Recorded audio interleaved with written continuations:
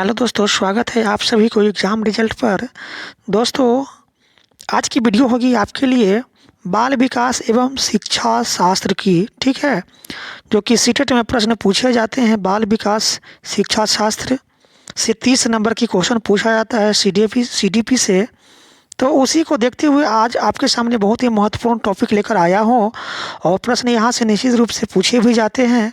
तो प्रश्न पूछे जाते हैं, इसी को देखते हुए हम आपके लिए इम्पोर्टेंट क्वेश्चन लेकर आए हैं जो कि आपकी परीक्षा के लिए बहुत ही उपयोगी होगी। ठीक है, तो बच्चों में भाषा संबंधी विकार, लैंग्वेज डिसऑर्डर्स इन चिल्ड्रेन। ठीक है, तो बच्चों में भाषा संबंधी विकार क्या होती है इसके बारे में पढ़ेंगे।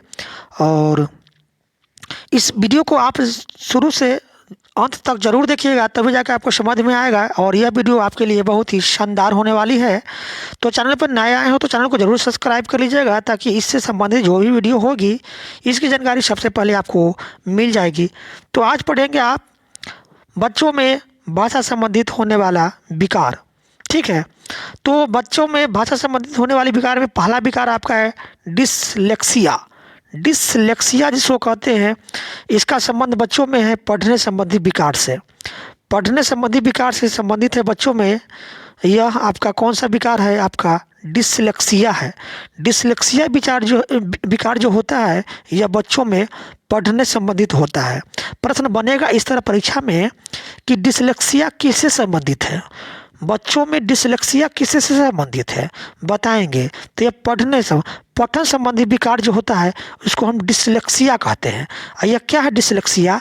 डिसलेक्सिया शब्द ग्रीक भाषा के दो शब्द इस और लेक्सिस से बने हैं, जिसका शाब्दिक अर्थ होता है कथन भाषा। कथन भाषा इसका शाब्दिक अर्थ होता है यह अधिगम अक्षमता का सबसे समान प्रकार है। यह भाषा के लिखित रूप, मौखिक रूप एवं भाषाई दक्षता को प्रभावित करता है। डिसलेक्सिया जो है यह ग्रीक भाषा के दो शब्द से बना है, इस और लेक्सिस से, जिसका अर्थ होता है कथन भाषा। ठीक है, और यह सीखने अक्षमता का सबसे समान प्रकार है। ठीक है, अधिगम अक्षमता का सबसे समान प्रकार है। यह भाषा के लिखित रूप, मौखिक रूप एवं भाषाई दक्षता को क्या करता है? प्रभावित करता है। कौन? ये आपका डिसलेक्सिया। तो परीक्षा में प्रश्न इस तरह से बन जाएगा आपका कि डिसलेक्सिया किससे संबंधित है? तो पढ़ने संबंधी विकार से संबंधित है, यानी पठन से संबंधित होता है आपका डिसलेक्सिया। याद रखिएगा इस बात को। ठीक है, तो ये तो हुआ डिसलेक्सिया के बारे में पढ़े कि डिसलेक्सिया जो है यह पठन संबंधी विकार है। अब इसका लक्षण क्या होता है? डिसलेक्सिया जिस बच्चे में होता है उसका लक्षण क्या है? तो वर्णमाला अधिगम में कठिनाई होता है। वर्णमाला सीखने में उसको दिक्कत होती है। ठीक है, वर्णमाला सीखने में क्या होता है? दिक्कत होती है। अक्षरों की ध्वनियों को सीखने में कठिनाई होता है। ठीक है, अक्षरों की ध्वनियों को सीखने में क्या होता है? उसको कठिनाई होती है। एकाग्रता में कठिनाई होती है। ठीक है, उसके बाद क्या करता है बच्चा उसके बाद क्या करता है कि शब्दों को उल्टा या अक्षरों का कम इधर उधर कर पढ़ जाना, जैसे नाम को मानने सावों को शक पड़ता है। इसमें बच्चा क्या करता है कि अक्षरों को उल्टा पढ़ता है। जैसे राम है, ठीक है, तो राम को क्या पढ़ेगा? ए पढ़ेगा आपका, मारा पढ़ेगा। ठीक है, यानी बच्चे जो है ये जो विकार बच्चे में जब होता है तो बच्चे जो है शब्दों को उल्टा करके पढ़ता है। जैसे नाम है तो नाम को क्या पढ़ेगा? आपका साबक पढ़ेगा, यानी उल्टा पुल्टा करके शब्दों को पढ़ता है। इसको कहते हैं डिसलेक्सिया। उसके बाद क्या है कि वर्तनी दोष से पीड़ित होता है। स्मरण शक्ति कम होता है। सम्मान उच्चारण वाले ध्वनियों को न पहचान पाता है और शब्द को उसका अभाव होता है। ये सभी क्या होता है आपका?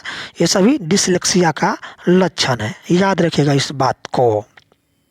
अब इसका उपचार, तो इस बीमारी का उपचार कैसे कर सकते हैं? तो डिसलेक्सिया का उपचार पूर्ण रूप से असंभव है। इसका उपचार जो है ना पूर्ण रूप से क्या है? असंभव है। लेकिन इसको उच्च शिक्षा अधिगम पद्धति के द्वारा जो है इसको हम क्या कर सकते हैं? निम्न स्तर तक ला सकते हैं। ठीक है, डिसलेक्सिया का उपचार पूर्ण रूप से असंभव है, लेकिन इसको उच्च शिक्षा दे करके जो है ठीक है, उच्च शिक्षा की पद्धति के माध्यम से इसको हम क्या है? निम्न स्तर पर ला सकते हैं डिसलेक्सिया को। और डिसलेक्सिया किससे संबंधित है? पठन संबंधित है, यानी पढ़ने संबंधी विकार होता है आपका डिसलेक्सिया। ये तो पहला आपका विकार था। अब आपका दूसरा विकार है डिस्ग्राफिया। डिस्ग्राफिया पूछा भी जाता है प्रश्न, बहुत ही इंपॉर्टेंट प्रश्न है भाई, पढ़िए ध्यान से। डिस्ग्राफिया, डिस्ग्राफिया क्या होता है? देखिए डिस्ग्राफिया जो है ये आपका लेखन संबंधी विकार होता है। बच्चे इसमें लिख नहीं पाता है सही से डिस्ग्राफिया में, तो ये लेखन संबंधी विकार होता है। लेखन संबंधी विकार होता है, इसे बच्चे सही से लिख नहीं पाता है डिस्ग्राफिया में। तो डिस्ग्राफिया किससे संबंधित है? लेखन संबंधी विकार होता है। डिस्ग्राफिया लेखन क्षमता को प्रभावित करता है, याद रखिएगा। डिस्ग्राफिया लेखन क्षमता को प्रभावित करता है। यह वर्तमानी संबंधी कठिनाइयाँ, खराब हस्तलेखन एवं अपने विचारों को लिपिबद्ध करने में कठिनाई के रूप में क्या है जाना जाता है। कौन सा विकार? आपका डिस्ग्राफिया।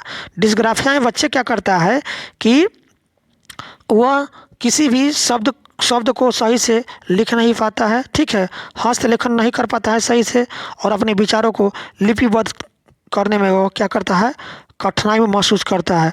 तो ये आपका लेखन संबंधित जो है विकार किस में होता है? आपका बच्चे में, जिसको कहते हैं डिस्ग्राफिया, ठीक है। डिस्ग्राफिया जिस बच्चे को होता है उसमें क्या होता है, उसको लेखन क्षमता को क्या होता है, प्रभावित करता है आपका डिस्ग्राफिया। और यह क्या करता है, वर्तमानी संबंधित कठिनाइयाँ, ठीक है, लिखने संबंधी कठिनाइयाँ उसमें होती है। खराब हस्तलेखन करता है, यानी खराब लिखता है, और अपने विचारों की लिपिबद्ध करने में क्या करता है, वह कठिनाई महसूस करता है डिस्ग्राफिया में। तो डिस्ग्राफिया जो होता है ये आपका लेखन संबंधित विकार होता है, लिखने से संबंधित होता है आपका डिस्ग्राफिया। इसमें बच्चे सही से लिख नहीं पाता है, और उस अपने क्या करता है, विचारों को अपना विचार को लिपिबद्ध करने में क्या करता है, कठिनाई महसूस करता है। किसमें? डिस्ग्राफिया में। तो डिस्ग्राफिया जो है ये आपका लेखन संबंधित विकार होता है, और डिस्ग्राफिया जो है यह लेखन संबंधित विकार से संबंधित है, लिखित विकार से संबंधित है आपका डिस्ग्राफिया। इसका लक्षण क्या है? डिस्ग्राफिया जिस बच्चे में होता है इसका लक्षण, लिखते समय स्वयं से बात करता है। डिस्ग्राफिया जिस बच्चे में होता है वो क्या करता है, लिखते समय स्वयं से बात करता है, ठीक है, क्योंकि ये आपका लेखन संबंधित विकार होता है। इसमें बच्चे क्या है, लिख भी रहा है, बोल भी रहा है, यानी अपने आप में लिख रहा है, अपने आप से बोल रहा है। तो इसमें लिखित लेखन संबंधी विकार है बच्चे में, यानी स्वयं लिख भी रहा है, स्वयं बोल भी रहा है। अनियमित रूप और आकार वाले अक्षर को लिखता है, यानी बच्चे जो है ना शब्द को अक्षर को बड़ा बड़ा करके लिखता है, यानी अनियमित रूप से लिखता है, यानी किसी भी आकार में लिख देता है, इसका कोई साइज नहीं होता है। तो अनियमित रूप से बड़े आकार लिखता है, और क्या करता है वह जैसे तैसे लिखता है, ठीक है। ये आपका डिस्ग्राफिया में जो बच्चे डिस्ग्राफिया से ग्रसित होता है वो बच्चे जो है अनियमित रूप और आकार वाले अक्षर को लिखता है, ठीक है।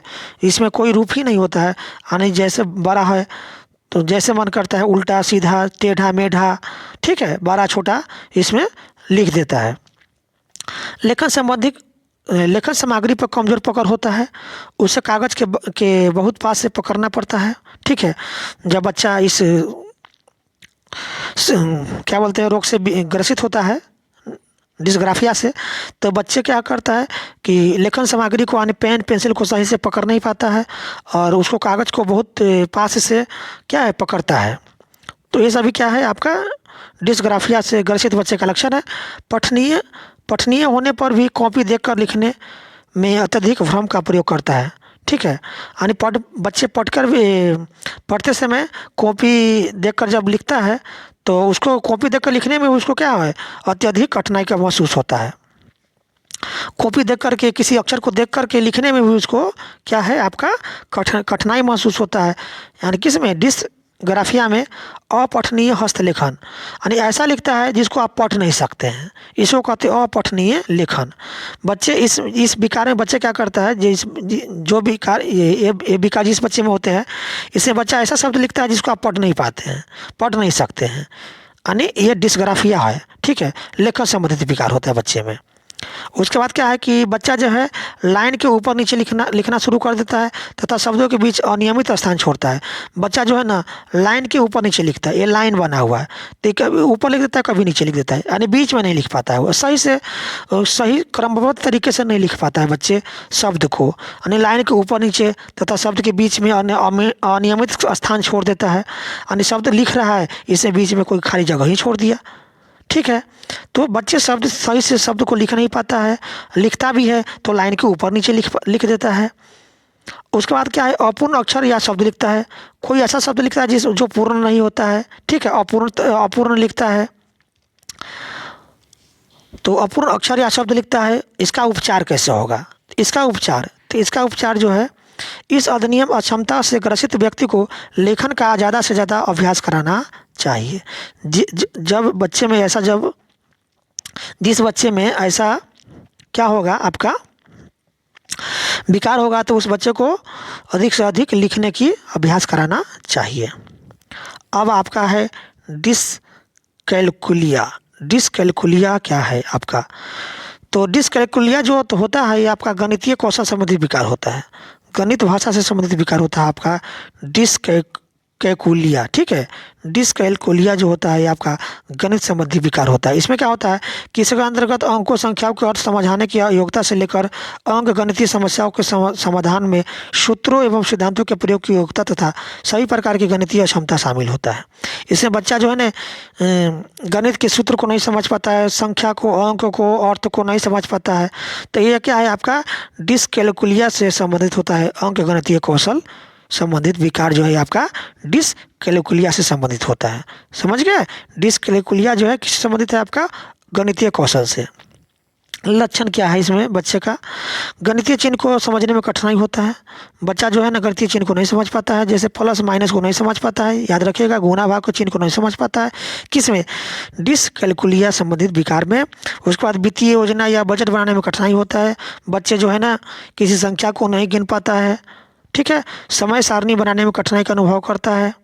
उसके बाद दिशा ज्ञान का अभाव होता है, बच्चे दिशा ज्ञान को नहीं समझ पाता है, पूरब किधर है पश्चिम किधर है। समय बताने में कठिनाई का अनुभव करता है, बच्चे जो है ना शब्द को, अंक को, संख्या को समझ नहीं पाता है, जिससे क्या है समय बताने में उसको कठिनाई महसूस होता है। किस में? आपका डिसकैलकुलिया में। अब इसका उपचार कैसे होगा? तो इसके उपचार के लिए उचित शिक्षण अधिगम रणनीति अपना करके इसे कम किया जा सकता है। उचित शिक्षण अधिगम यानी अच्छे उच्च शिक्षा दे करके उसको, इस विकार को कम किया जा सकता है। अब आपका अगला है चौथा, डिस्कैसिया। डिस्कैसिया जिसको वाक अक्षमता कहते हैं। डिस्कैसिया किससे संबंधित है? वाक अक्षमता से। इसमें क्या करता है, डिस्फेसिया ठीक है, जब बच्चे विचार की अभिव्यक्ति संख्या के समय कठिनाई महसूस करते हैं। इस अक्षमता के लिए मुख्य रूप से मस्तिष्क क्षति का उत्तरदायी माना जाता है। किसमें? डिस्कैसिया में। ठीक है, डिस्कैसिया में क्या है, इसमें वाक अक्षमता होता है, यह उत्तरदायी क्या है? मस्तिष्क इसके निश्चित रूप से उत्तरदायी होता है। इसमें बच्चे क्या करता है कि अभिव्यक्ति की व्याख्या, समय की कठिनाई और अक्षमता के लिए क्या है, ये आपका कठिनाई महसूस करता है। ठीक है, बच्चा जो है इसमें अपने विचार की अभिव्यक्ति नहीं कर पाता है, समय की कठिनाई महसूस करता है। ठीक है, किसमें? आपका डिस्कैसिया में। और इसका उत्तरदायी कौन होता है? मस्तिष्क। उसका मस्तिष्क क्षति जो है ना, जब बच्चे की मस्तिष्क में मानसिक रोग होता है तो ये आपका वाक अक्षमता जो है ना उत्पन्न हो जाती है, जिसको कहते हैं वाक अक्षमता जो है, यह संबंधित है आपका डिस्कैसिया से। ठीक है, डिस्कैसिया से संबंधित है, याद रखिएगा। अगला है आपका डिस्पेरेसिया। तो डिस्पेरेसिया क्या है आपका? ये आपका लेखन एवं चित्रांकन संबंधी विकार होता है। डिस्पेरेसिया जो है आपका लेखन संबंधित विकार होता है। इसमें क्या है कि यह मुख्य रूप से चित्रांकन संबंधित अक्षमता की ओर संकेत करता है। इससे ग्रसित बच्चे लिखने एवं चित्र बनाने में कठिनाई महसूस करता है। ठीक है, तो डिस्पेरेसिया जो होता है ये आपका लेखन संबंधित विकार होता है। इसमें बच्चे को यह क्या करता है कि चित्र सही से नहीं बना पाता है। ठीक है, चित्र बनाने में उसको कठिनाई महसूस होती है। तो दोस्तों इस तरह से बच्चे में जितने भी विकार था वो सभी विकार को पढ़ लिए। निश्चित रूप से आपको यहाँ से प्रश्न बनेगा, आप इतना बात याद रखिएगा, 100% मैं कहता हूँ कि निश्चित रूप से यहाँ से प्रश्न बनेगा। तो इस तरह से वीडियो देखने के लिए मेरे चैनल को जरूर सब्सक्राइब कर लीजिएगा। वीडियो अच्छी लगे तो वीडियो को जरूर से जरूर अधिक से अधिक अपने दोस्तों में शेयर जरूर कीजिएगा। चैनल को जरूर सब्सक्राइब कर लीजिए। फिर मिलते हैं अगले वीडियो के साथ, तब तक के लिए धन्यवाद।